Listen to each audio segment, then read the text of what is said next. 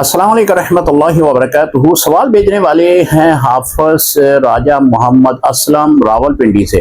کہتے ہیں کہ میں 6 سال کا طالب علم ہوں، درس نظامی کر رہا ہوں۔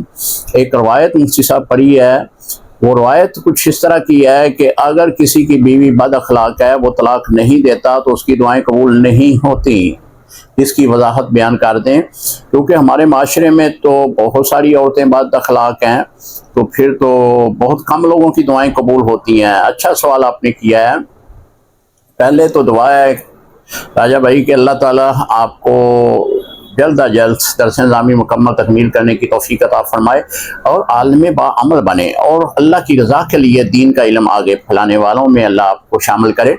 جو آپ نے سوال کیا، روایت اسی طرح ہے کہ اگر کسی کی بیوی بد اخلاق ہو تو وہ طلاق نہ دے تو اس کی دعا قبول نہیں ہوتی۔ اس حدیث کا مفہوم یہ ہے کہ اگر کسی کی بیوی بد اخلاق ہے، وہ بار بار سمجھانے کے باوجود وہ بد اخلاقی ہی کرتی رہتی ہے، تو پھر اس کے پاس اس کا حل یہ ہے کہ وہ طلاق دے دے، اسے فرق کر دے، اور وہ طلاق بھی نہ دے اور کہے کہ میں اس کے لیے دعا کرتا ہوں اللہ اس کا اخلاق ٹھیک کر دے، اللہ اس کا اخلاق ٹھیک کر دے، تو پھر ایسی دعائیں قبول نہیں ہوگی۔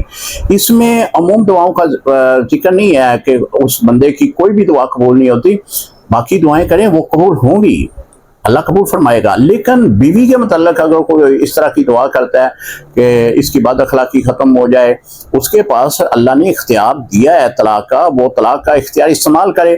پہلی ایک رچی طلاق دے، ہو سکتا ہے اس کے اخلاق ٹھیک ہو جائیں، دوسرے مہینے میں دوسرے طور میں دوسری طلاق دے دے، ہو سکتا ہے کہ پھر وہ سمجھ جائے۔ اگر وہ بالکل نہیں سمجھتی تو تیسرے طور میں تیسری طلاق دے، اسے اپنی زوجیت سے فارغ کرے۔ اللہ کریم آپ کو ہم سب کو مسئلہ سمجھنے کی توفیق عطا فرمائے۔ حدیث کا جو مطلب ہے وہ میں نے عرض کر دیا، اس کی باقی دعائیں قبول ہوتی ہیں، لیکن اس معاملے کی دعا اس کی قبول نہیں ہوگی۔ السلام علیکم ورحمۃ اللہ وبرکاتہ۔